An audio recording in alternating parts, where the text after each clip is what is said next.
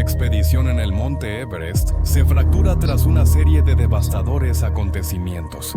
Algunos alpinistas no regresarán, otros sobrevivirán apenas y desearán no haberlo hecho. Esta es la ruptura clave del desastre de 1996 en el Everest. El equipo de Adventure Consultants en la expedición al Everest incluía al líder Rob Hall y a sus guías profesionales, Mike Groom y Andy Harris. No importa la experiencia del alpinista, esto es el Everest. Hay muchas formas de morir: avalanchas, caídas, edema cerebral, hipotermia, congelación y hasta embotellamientos en la zona de la muerte. Un error, una cuerda rota, y se acabó. El equipo tenía 8 clientes de distintos ámbitos: un periodista, un patólogo, un ejecutivo de FedEx y Doug Hansen, cartero de Washington. Doug estuvo muy cerca de la cima el año anterior, pero tuvo que regresar a solo 300 pies de la cumbre. Después de pagar $65,000, es realmente difícil darse la vuelta y alejarse del sueño cuando estaba tan cerca. Rob Hall, su guía en ese momento, lo tomó personal y llamó varias veces a Doug para animarlo a intentarlo otra vez. Esta vez prometió, lo lograrían. Semanas de preparación y aclimatación a la altitud llevaron a una sola y valiosa ventana de buen clima. El 10 de mayo, el equipo haría su intento de llegar a la cima. Este año, Rob tenía aún más presión para cumplir. En el equipo estaba John Krakauer, alpinista y periodista de la revista Outside. Si todo salía bien, sería la promoción perfecta para la compañía de guías de Rob. Revisó y volvió a revisar cada detalle, pero nada podía prepararlo para el caos que estaba por venir. El jueves 9 de mayo, el equipo llegó al campamento 4 donde inicia la zona de la muerte. El plan era ajustado. Al llegar al campamento, 4 a 26,000 pies, tendrían 36 horas para subir y bajar, usando oxígeno almacenado por los Sherpas en puntos clave. Hay más de 200 cuerpos en la cima del Everest, porque parece estar cerca y los alpinistas sufren fiebre de cumbre. Se esfuerzan al máximo para llegar a la cima, solo para descubrir que el descenso es traicionero, y quedan con poca energía y capacidad mental.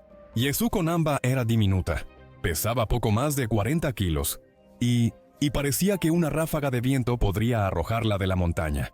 A pesar de su pequeño tamaño, era una fuerza de determinación. Durante 16 años trabajé para escalar las 7 cumbres, el pico más alto de cada continente. Increíblemente ya había conquistado las otras 6, y ahora, en solo unos pocos días, estaría enfrentando el Everest para completar esta hazaña poco común. Como ejecutiva en FedEx Japón, sabía cómo manejar un entorno de alto estrés. Yasuko era muy consciente de los riesgos que enfrentaba, pero no tenía idea de que experimentaría un terror más allá de todo lo que había visto en los otros 6 continentes. El grupo pasó un mes aclimatándose a la altitud en el campamento base. La doctora Carolina Mackenzie monitoreaba la salud de todos conforme avanzaban las semanas. Ella era experta en medicina de altura, una especialidad rara y crucial en un entorno como este, donde el margen de error es mínimo. Beck Weathers conocía la muerte. Como patólogo, la investigaba y sabía el costo que esta escalada tendría en su cuerpo. Beck era divertido y atrevido. Siempre decía frases ingeniosas que animaban el ambiente. Se acomodó en su tienda en el campamento 4 para dormir un poco antes de que comenzaran el ascenso a la cima a medianoche. Las primeras 8 horas de escalada fueron difíciles, pero eso era de esperarse. Siempre estaba bajo cero, y con el viento y la nieve, fácilmente hacía 100 grados bajo cero cerca de la cima. Todos avanzaban a su ritmo, esforzándose por llegar a la parte más desafiante de la escalada. Todos excepto Beck Weathers. Él estaba escalando a ciegas. A 27,000 pies de altura, la cirugía láser ocular del año pasado le provocaba visión borrosa. Hacer el delicado recorrido por una cornisa de 2 pies de ancho en la montaña sería imposible si no podía ver.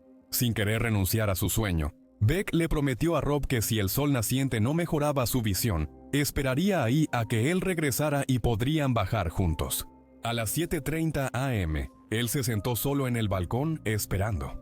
Los hombres no tenían idea de que nunca se volverían a ver.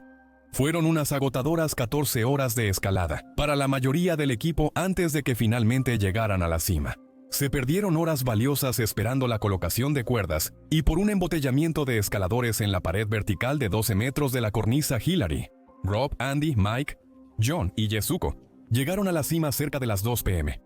Yasuko sintió breve alegría al lograr su objetivo, pero Rob seguía con una sensación de derrota, porque 5 miembros de su equipo no llegarían hoy a la cima. La regla firme en el Everest es que si no llegas a la cima antes de las 12 en punto, debes darte la vuelta y regresar al campamento. Es esencial hacer la mayor parte del descenso, mientras todavía hay calor del sol y oxígeno en el tanque. El equipo comenzó a bajar, pero Rob se quedó en la cima, esperando a que Doug Hansen apareciera. Informó por radio al campamento base sobre el estado de todos. Eran las 4:15 cuando Doug Hansen finalmente llegó a la cima con la ayuda de Rob, y ya iban muy retrasados. Se quedó sin oxígeno y las botellas extra estaban 300 pies abajo, en la cumbre sur. Rob sabía el desafío que les esperaba, y ambos se estaban enfriando. El frío claramente era por los vientos helados, pero también por la falta de oxígeno. La temperatura interna se mantiene por el calor generado en la respiración celular. Cuando las células generan energía con oxígeno, producen algo de calor.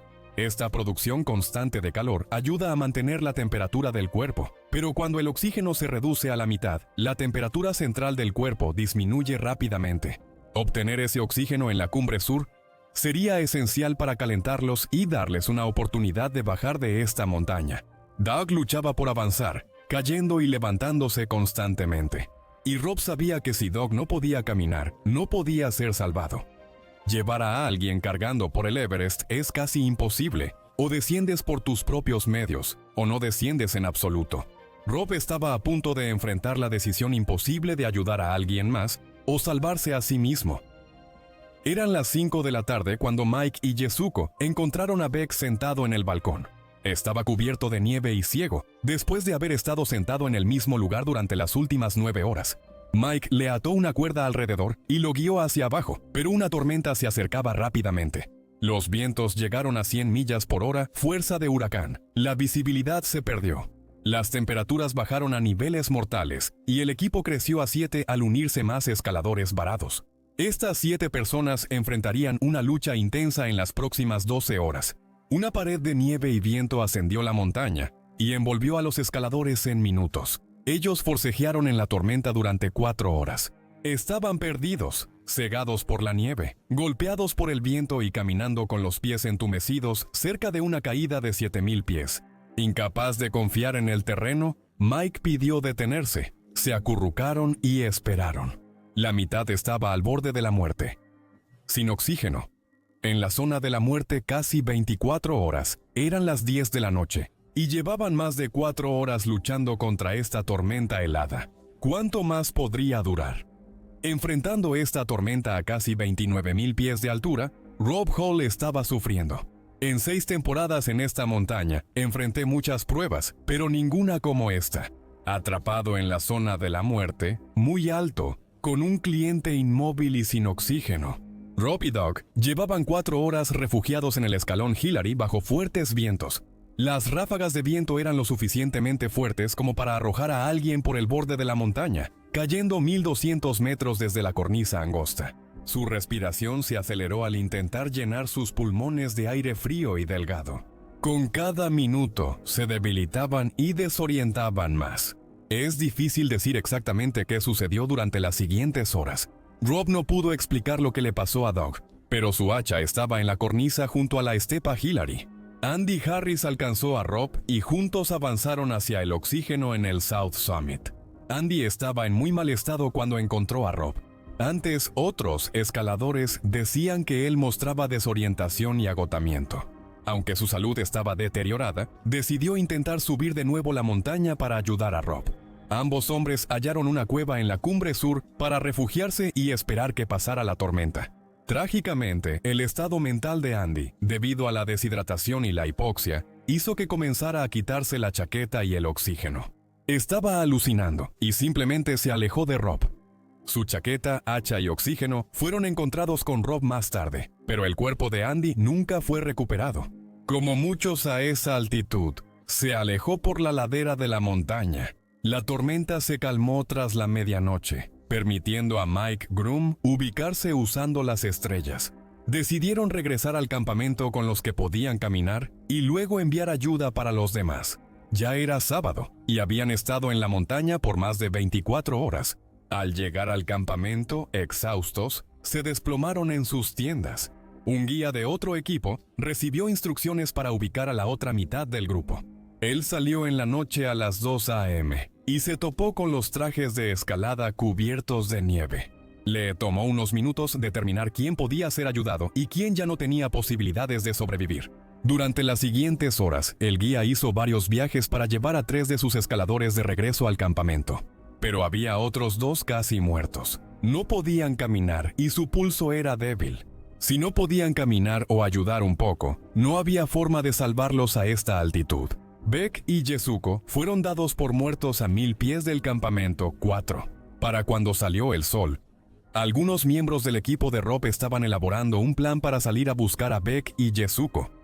Varios sherpas del equipo de Rob y el cliente Stuart Hutchinson, doctor, salieron hacia donde se decía que estaban. Cuando llegó, se quedó atónito. Una capa de hielo de casi 8 centímetros cubría el rostro de Yasuko y sus manos estaban congeladas y expuestas. Él rompió el hielo y la miró. Tenía las pupilas dilatadas y pulso débil. No habría manera de salvar a Yasuko. Miraron a Beck y vieron que no estaba mejor. Su cara estaba pegada al suelo y cubierta de nieve. Él también tenía una mano expuesta, completamente congelada. Se notaban débiles señales de vida, pero no podía ayudarlos inconscientes y estaban tan cerca de la muerte como el doctor había visto. El grupo volvió triste al campamento para reagruparse y averiguar qué pasaba con Rob, Doug y Andy en la montaña. A las 4:45 a.m., Rob informó por radio al campamento base que estaba en la cumbre sur. Cuando le preguntaron por Doug y Andy, simplemente dijo que ya no estaban. La tormenta pasó, pero él no podía caminar.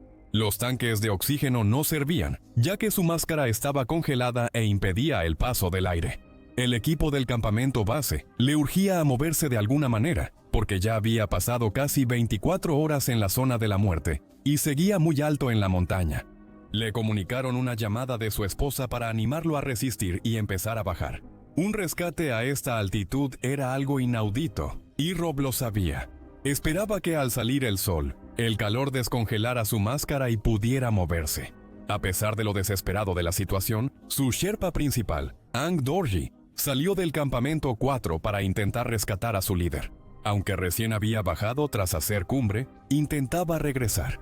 La tormenta arremetía de nuevo, así que tras 8 horas de difícil escalada y lucha, Ang tuvo que regresar para salvarse.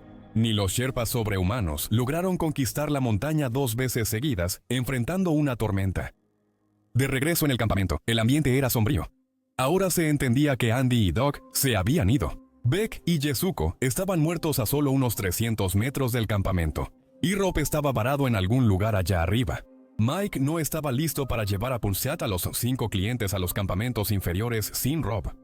A las 4:30 p.m. del sábado, una figura llegó tambaleándose al campamento 4T. Sus movimientos parecían de una mala película de zombies, con un brazo congelado levantado. Los hombres se sorprendieron al ver vivo a Beck Weathers. Beck recuperó la conciencia horas antes, sin saber dónde estaba. Se sentía cálido y cómodo, pero en realidad estaba congelado al suelo y no podía usar las manos para levantarse. Estaban congeladas y chocaban contra las rocas del suelo. La congelación inició lentamente. Primero sintió entumecimiento en manos y pies, como si estuvieran en agua helada, seguido de ardor. Un fuego doloroso palpitaba bajo la piel mientras su cuerpo intentaba mantenerse caliente. Pero pronto el dolor desapareció, no porque estuviera mejor, sino porque los nervios habían empezado a morir. Es realmente incomprensible de dónde sacó Beck la fuerza, no solo para levantarse, con las manos y los pies congelados, sino también para avanzar en la nieve. Cada vez que se arrastraba o daba un paso, era dolorosamente lento. Se tambaleó y cayó muchas veces, pero cada vez, de alguna manera, encontraba la voluntad para levantarse de nuevo. Tardó horas en mover su cuerpo 300 metros al campamento. Había estado expuesto en la cima del Everest por más de 40 horas sin oxígeno suplementario durante la mayor parte de ese tiempo. Se pensaba que era médicamente imposible sobrevivir, pero aquí estaba él. Para las 6 de la tarde tuvieron que decirle a Rob que nadie vendría. Sabían que si hubiera alguna manera de que Rob bajara desde la cumbre sur, ya lo habría hecho horas antes. Dijo que tenía las manos tan congeladas que no podría cruzar las cuerdas fijas al no poder agarrarse. Comunicaron a Jan para otra llamada devastadora entre una esposa embarazada y su esposo moribundo. Rob intentó sonar positivo, pero la verdad subyacente era clara para todos. Rob dijo que se quedaría otra noche en la cumbre sur y que intentarían un rescate mañana tras descansar. Rob ya había superado todas las expectativas conocidas para un alpinista expuesto a ese tipo de tormenta. Estuve en la montaña a más de 28,000 pies por 48 horas. El cuerpo humano tiene límites. El campamento base intentó contactar a Rob muchas veces durante los siguientes 2 días, pero nunca hubo otra respuesta. El lunes, un equipo que ascendía halló el equipo de Andy bajo una roca en la cumbre sur, junto al cuerpo de Rob Hall. Beck Weathers vivió un día insoportable en el campamento 4. Le dieron té y lo pusieron a descansar en una tienda. Se entendía que estaría muerto antes del amanecer, y los Sherpas eran bastante supersticiosos respecto a la muerte. La tormenta que llegó el sábado por la noche fue peor que la tormenta del día anterior.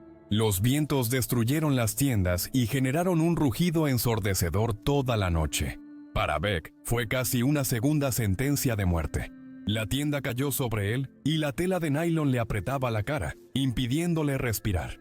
Se estaba asfixiando y deshidratando solo en su tienda. Sus manos estaban congeladas en el aire, sin la capacidad de agarrar nada, ni hacer nada para ayudarse. Gritó tan fuerte como pudo durante horas a lo largo de la noche. No había visto ni oído a nadie en 12 horas desde que volvió al campamento. John Krakauer no vio a Beck Weathers, gravemente herido pero vivo, hasta que los últimos del equipo de Rob Hall empacaban y descendían la montaña. Beck le gritó: ¿Jesucristo? ¿Qué tiene que hacer uno para recibir ayuda aquí? Siempre listo con sus frases ingeniosas, incluso en sus momentos más desesperados, Beck recurrió al humor. John estaba atónito. Este hombre había superado una prueba increíble y seguía en pie. Ayudaron a Beck a vestirse para bajar al campamento 2. Milagrosamente, logró mover las piernas aunque no sentía los pies. Los demás escaladores estaban exhaustos, casi ciegos, y llevaban casi 3 días a más de 26,000 pies. El grupo llegó destrozado al campamento, pero había doctores, comida, oxígeno y tiendas para dormir. Beck recibió atención médica experta durante el doloroso proceso de descongelar sus manos lentamente, intentando salvar la mayor cantidad posible de tejido y hueso. Era imposible que Beck cruzara la cascada de hielo de Khumbu, pues necesitaba usar las manos, y las suyas estaban muertas. Increíblemente, realizaron el rescate en helicóptero a mayor altitud para bajar a Beck de esa montaña. En un resultado verdaderamente milagroso, Beck sobrevivió a su exposición mortal. Perdió ambas manos, su nariz y partes de sus pies. La supervivencia y recuperación de Beck transformaron su vida y probablemente salvaron su matrimonio y relación con sus hijos. Por muy experimentada o planificada que sea una expedición al Everest, siempre existe riesgo de muerte. Y de vez en cuando alguien escapa de la trampa mortal. ¿Eso es el Everest?